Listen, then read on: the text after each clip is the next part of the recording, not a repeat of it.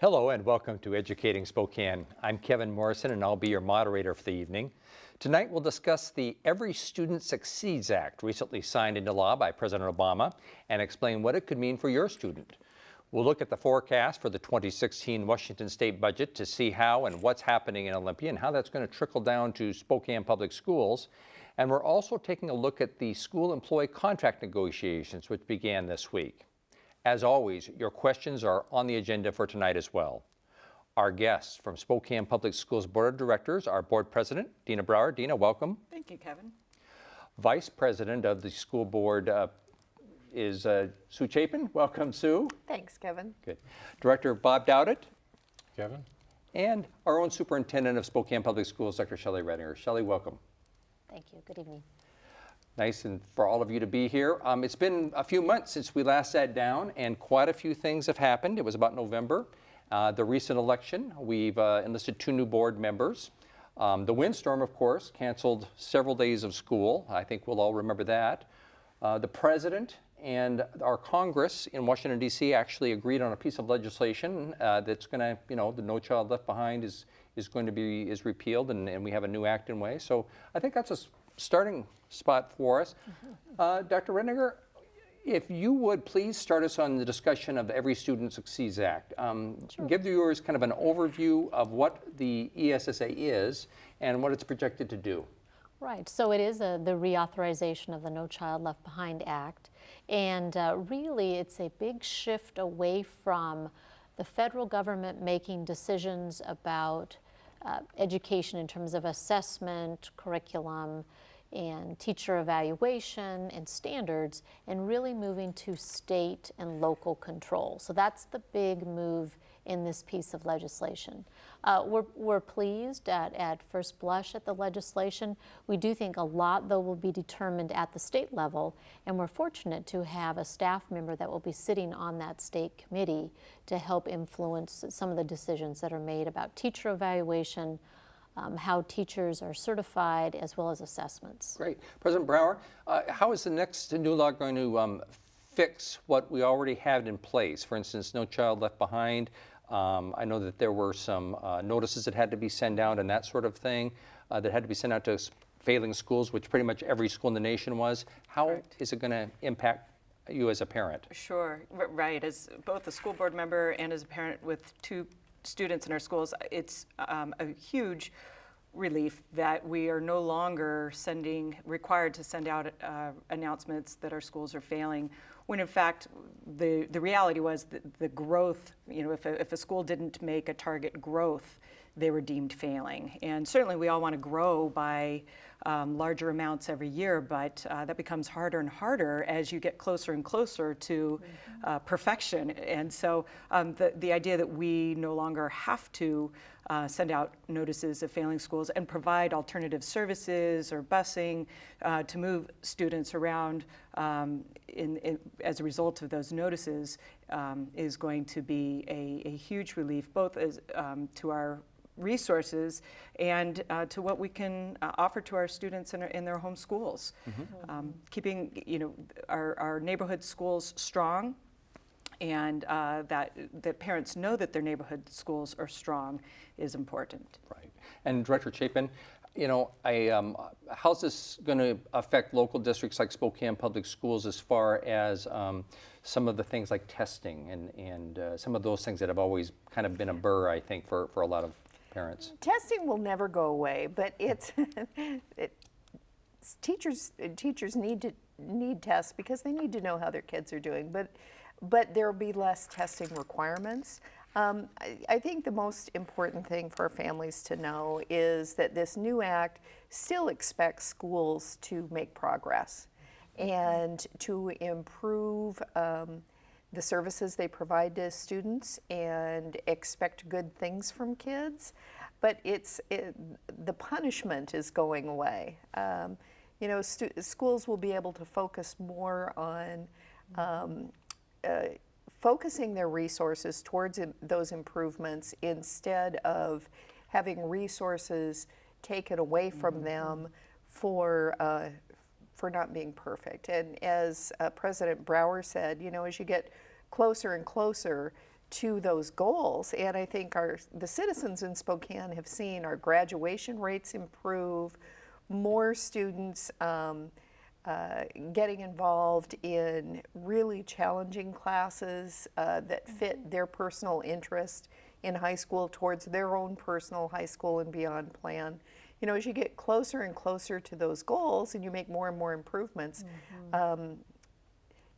it's hard, if not impossible, to see the same amount of growth that you've seen in years past because you've already done the big growth. Right, in many ways So- was set up for failure. Exactly, It's, exactly. The overall play in the long term. Right. So, but it's really important for parents to know that this new act doesn't really take the pressure off schools because our commitment is still to student success. It just takes away some of those burdens that were placed on schools that no school was able to avoid. So. And it's a fairly thick document. I mean, Yeah. it's well over 1,000 pages. Right. And I think that legislators over in Olympia who are actually going to be implementing a lot of the points, as you had pointed out, we will have somebody on a committee that helps kind of draft some of that legislation. The devil's going to be in the details. Yes. But the funding portion of that is going to be freed up somewhat more than it was. Correct. Yeah, one thing that it does, well, two things, I guess. The old No Child Left Behind Act, just the way it was written, it sort of hit a crazy point where it required 100% of students, and there were like 30 subcategories of students that you had to test in every district, and they all had to be passing, and it just didn't make sense.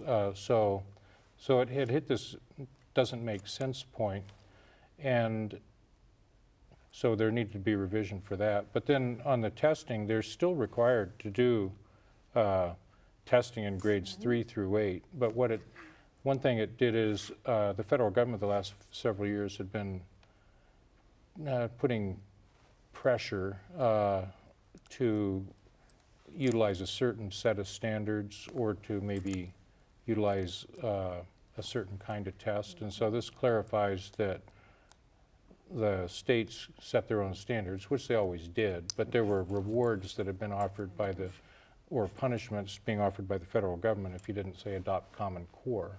And so that has now gone away totally. And then likewise, the states are encouraged to utilize innovative tests. And so one example would be for the high school students, whether we use the test that we're currently planning to use, which is called Smarter Balanced, and it's aligned with the Common Core, or we could use something else such as the SAT for the high school level test. And so that's the kind of innovation that states are encouraged to decide whether they want to do. So a lot or not. more options. Options are good.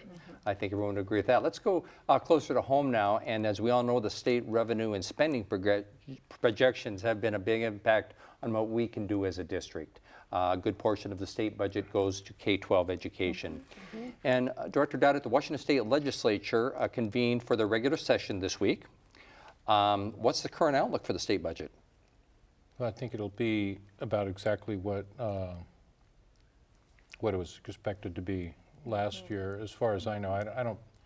I mean, I've kind of been keeping up, and I think all the forecasts are about very close to what they were a year ago. So we don't really expect that there'd be any more money. This is a short session, so they do their big biennial budget. They did that last session, and then this year they just modify it slightly if there were changes in what significant changes in what the forecast turned out to be, and so I'm expecting it'll be pretty much exactly the same as last year.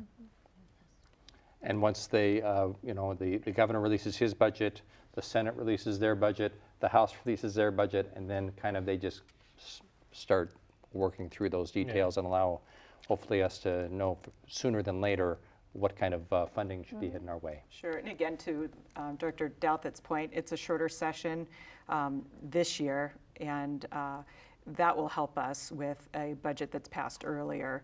Last year, we saw a very late budget, and because of the process you just described, even an early governor's budget still has to reconcile with the House and the Senate and then the final package. And when we don't see that as a school board and administration, if we don't get the final budget until late into the school year, early into summer, that creates quite a bit of difficulty for planning for the upcoming school year. So this short session and with some predictable, without change in revenue forecasts, that gives us some predictability that will be helpful this year. Good. Well, along those lines, I think that our public, Director Chapin, in January 2012, the state Supreme Court issued the McCleary decision, which said that schools need to be adequately funding basic education. And how does this amply funded? How does this play into what's being determined about the state budget right now as far as the budget cycles go? Well, it should be leading all of their thinking about K-12 funding, because the state was found in contempt of that they weren't amply funding, and so while we would like to see additional new money come to the school district, as Director Douthitt said, we don't think there's going to be any big changes this year. But we're looking forward to the state not decreasing. 1 year we did. We, in the short session, the legislature actually decreased. They took back money that had been promised to K-12. And but we're pretty hopefully confident that that's not going to happen this time. Right. I would add to the conversation on McCleary that we have seen increases in funding in nearly every category, with the one exception of compensation. And we know locally we have fabulous teachers working in our schools, and we know that the state compensation study was a respected piece of research that our teachers in the state of Washington are not adequately paid, and we see that McCleary still has to address that, and we saw some tensions in the fall around that, but what we really need as a district is that funding to come through from the state, because we receive our funding from the state of Washington. So along those lines, President Brower, you have been the legislative liaison for the school board for quite some time, you and Director Douthitt. And from your point of view, how difficult is this process going to be for our legislators, and how much do they actually listen to what a school board like ours says? Sure. We have excellent relationships with our legislators here. I think Spokane is a great community in that we have wonderful public elected officials that take the time to get to know our board and work very closely with our superintendent. I think it's both a blessing and a burden, our distance to Olympia, because we're not there all the time, but when we do arrange for meetings, we really do have the quality meetings and discussions, and but that last, kind of like what we were describing earlier with the previous No Child Left Behind, that last leg of the marathon is the hardest sometimes, and getting that last gap filled. And so for the legislature, they have found funding for transportation, and they have found funding for materials and supplies and operating costs, and we've filled those buckets, if you will, because our funding does come in buckets. The last bucket that needs attention from the legislature is compensation. So, theirs is a tough job. I have we all have tremendous respect for the work our legislators do, and it's hard to find money. I understand that, but there is the contempt order, there is the constitutional requirement. So I wish them all the best, and we're here to help in any capacity we can. And Director Douthitt, you're also shared that duty as well. As I suppose your insights is the same. You find them accessible, and I guess, but it's hard being this far away, even though we are the second largest population-wise district in the state. I don't really think that distance is that big of a problem. There's telephones and emails and so on. And our local legislators are all very good, and we all know them personally and everything. But yeah, what Deana was saying is true. It's very difficult how to attack this last piece of compensation, because it's a big dollar item, potentially a big dollar item, and just trying to figure out how to structure the compensation, whether the state will actually take it, which presumably it will. Take responsibility for paying it. Right, like right now, they pay a portion of it, but I forgot what percent. It's a pretty healthy percent, 15% or so of teachers' compensation is paid by, and it varies from school district to school district, is paid by the individual school districts out of levy money. And so if the state really is going to pay for the cost of amply funded education, then that includes this chunk for compensation. And that's what they're found in contempt for, was not having a plan to do that. And so there's the Senate, well, I know the Senate in particular went on a listening tour this summer to try to get feedback on some proposals that they had. So we'll see how that works out. Well, it's a complex puzzle.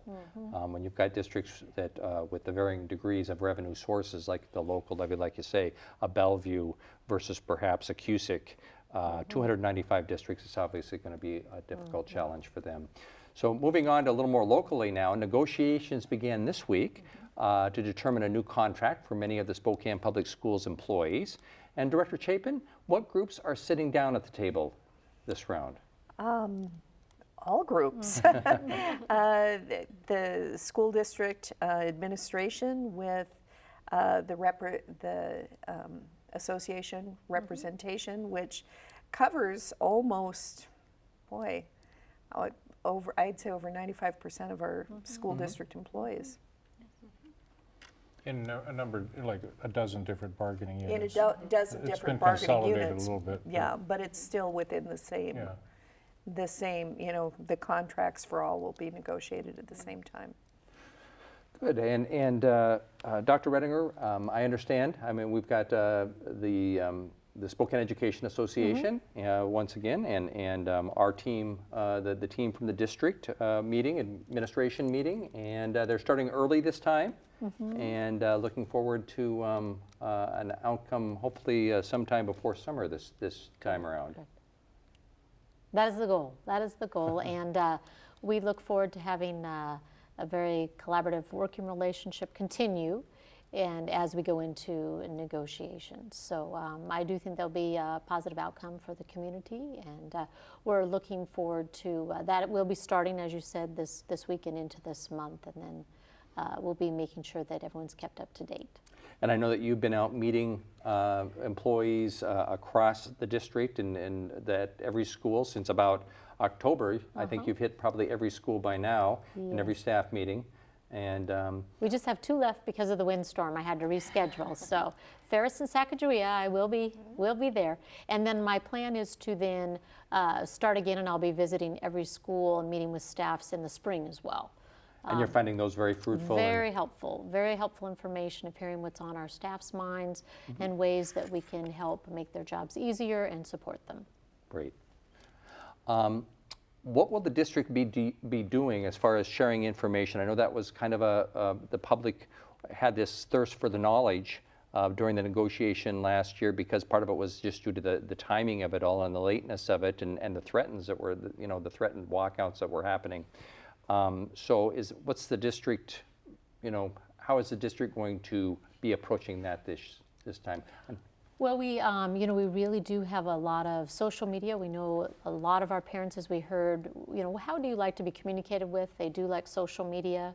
So I think we'll continue to use that to share information. We did start a new link on our website called Funding Our Schools. And so that will be a site where we'll keep everyone up to date on how our schools are being funded and different aspects about how we look at our funding and where the dollars come from. So that would be another place for people to get information. Great. Okay, thank you. It's time now. Let's take a few questions while we still have time. So First question we received from Tim, and it's how do you decide whether or not to close a school or have late arrival when the weather is bad? And I think we've all had our share of those calls here. Do you want me to take that one? Sure. So we start very early in the morning. We have a team that goes out around 4, sometimes even earlier in the morning, and really survey the roads. They drive the roads. We have bus drivers. We have other individuals that work, security, that work for the school system, and they drive all around and really check out what are the kind of the areas and the safety. And then Mark Anderson calls me in the morning, and we really try to make the call as early as we can so families can plan and know what's going on. And Mark is the associate superintendent. Yes, Mark Anderson, the associate superintendent. And so then we work together and then make that final call. We do a quick media release to all the media, and then bright arrows so families know the situation. And we do have something that we've put into place where we do try to start school on time since we have so many walkers, but then knowing that buses, because of the traffic and that there will be some late buses. We don't want students waiting at bus stops for a couple of hours, so that is why we do the hour late start for middle school buses and then half hour for elementary. Which is a little different than some of the rural schools, of course, because they have much larger routes that they have to cover, which is to an overall delay, plus all their, obviously most of their population is probably not near the urban center like we do. Yeah. It's a big decision. It is a big decision. And one decision for the entire district, which covers a huge area. And so while one neighborhood, the streets might look great, if half the city is not great and the roads are not safe, we can't just open a couple of schools. So one decision has to be made for the whole district. So we know it's a big decision that impacts families in a huge way, and so it's very carefully made. And those microclimates can really, I mean, because when you go as big of a district as far as the geographic, what's happening at Woodridge in the northwest area versus Mullen Road, it could be quite a bit difference. Which brings us to the next question very well. I think it goes well. Jennifer asked, what dates are set aside to make up the date for the windstorm? And we do have 5 dates, and we'll run a graphic up there of what those days are, but those are built into the calendar already. Correct. Yes, we can accommodate, right now we can accommodate all the days that the district was closed due to the windstorm.